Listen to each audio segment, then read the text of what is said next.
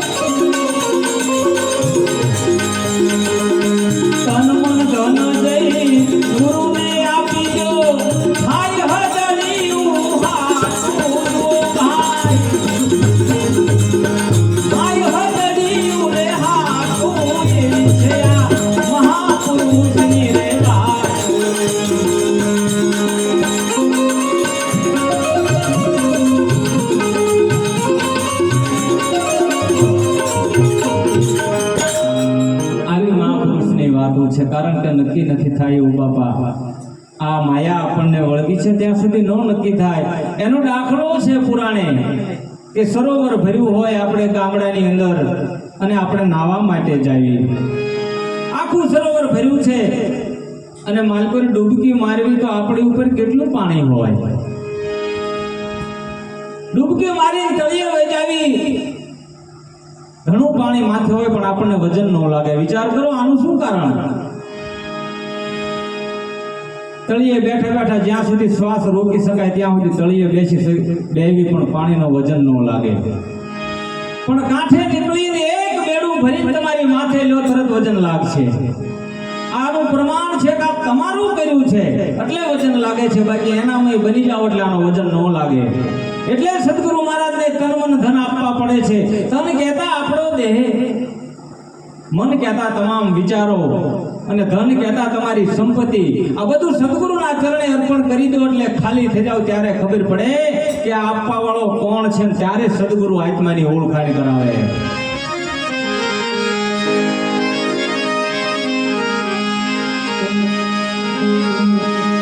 એક સદગુરુ મળ્યા મેર કરીને ખોલી દીધું યાદીનું રેખા.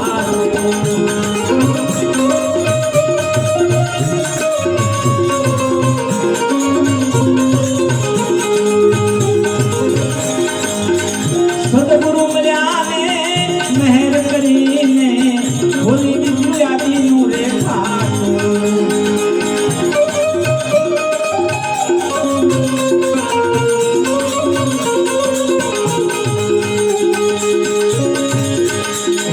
ભગત કહે સદગુરુ ચરણે આવા, હીરો ભગત કહે.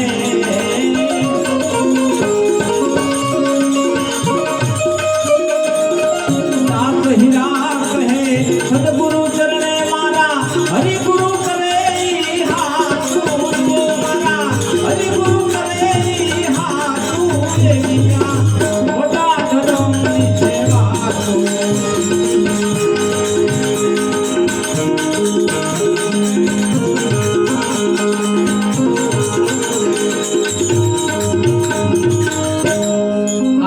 ધર્મની વાતો છે બાપા.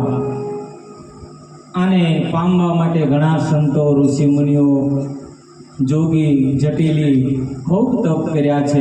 પણ એ ખાતાનો જીવ હોય ને કદાચ આ જન્મે અધૂરું રહ્યું હોય તો આવતા જન્મે અહીંયાથી શરૂઆત થાય.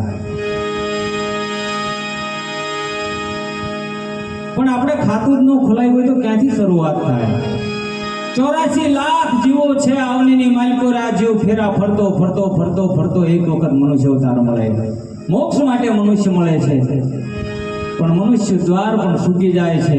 અરે એનાથી આગળ માતાના ઓદરની અંદર ઊંધો લટકાતો હોય પરમાત્માને પ્રાર્થના કરે કે હે પરમાત્મા આમાંથી મને છૂટો કર, હું બહાર જઈને તને નહીં ભૂલું. પરમાત્માને દયા આવે કે લાય આને છૂટો કરવો.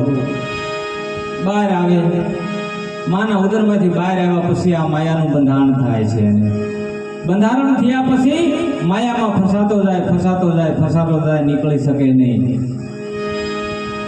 જેની સંતોષ આંખ પૂરે કે માયા કાળી નાગણી પોતાના સ્વરૂપ ખાય, પણ એમાંથી કદાચ એકાદો ઉગરી જાય તો કે મોટો મણિધર થાય. માયા આવી નાગણી છે.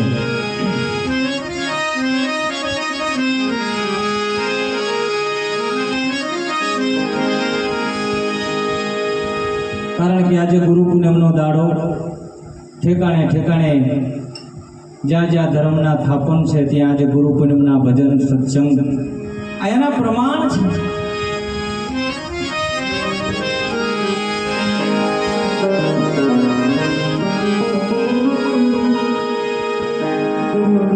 પણ નક્કી થયા પછી ત્યાંથી મન ડગવું ન પડે.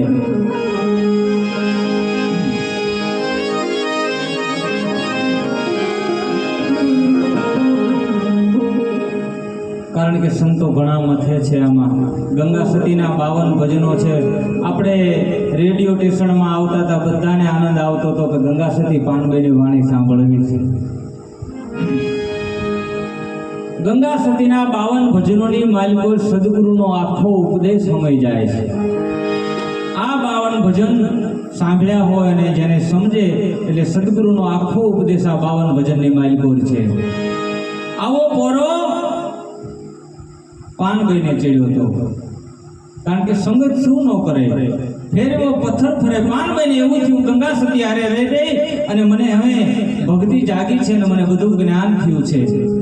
અને ગંગા સતી અને પાનભાઈ બંને બેઠા છે.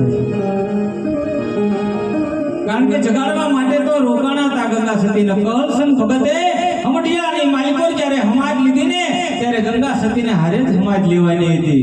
પણ કહલસંગે કીધું કે સતી પાનભાઈનું આપણી માથે ઋણ છે, એટલે આ ઋણ ઉતારવા માટે તમારે રહેવું પડશે.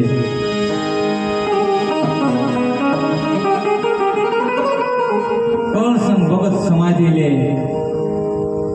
અને ગંગા સતી પાનભાઈને સમજાવે, પાનભાઈ હવે જાગી જાઓ, તમારા માટે જ મારે રોકાવાનું થયું છે.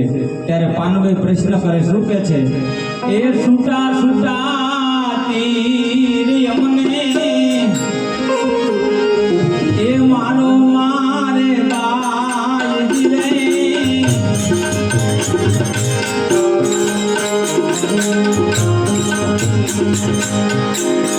અમથી તૈયાર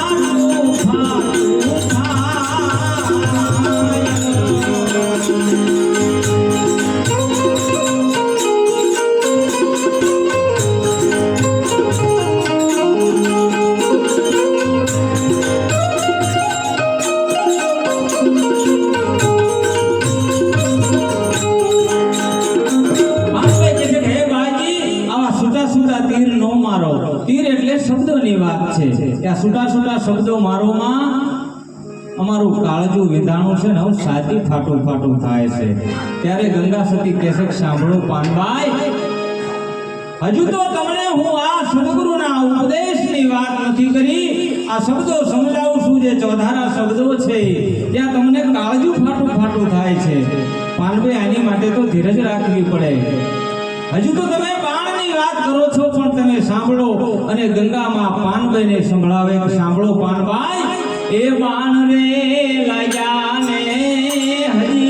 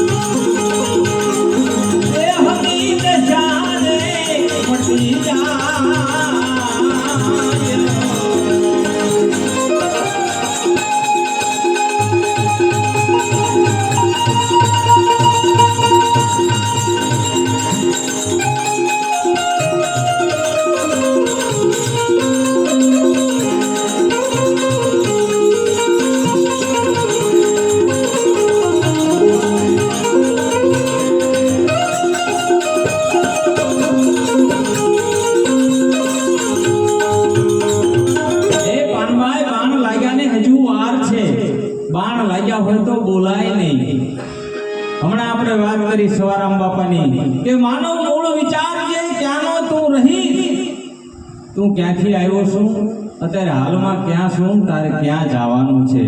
આ મૂળની તને ખબર પડી જાય. આને અગમઘર કહેવામાં આવે છે કે હે માનવ, મૂળ વિચાર જે ક્યાંનો છે તું રહીશ, અગમના ઘરની જો તને ગમ પડે ને તો કોઈને ન કહીશ. આ સવારામ બાપાના શબ્દો. પાનભાઈ હજી તો તમારે વાર છે બાણ લાગ્યા ને. બાણ લાગ્યા હોય ને તો બોલાય નહીં અને સુરતા ચડે આસમાને પછી આ દેહની દશા મટી જાય. ત્યારે પાનભાઈને એમ થયું, ઓહો, મને એવું લાગતું હું ઘણું જાણું છું.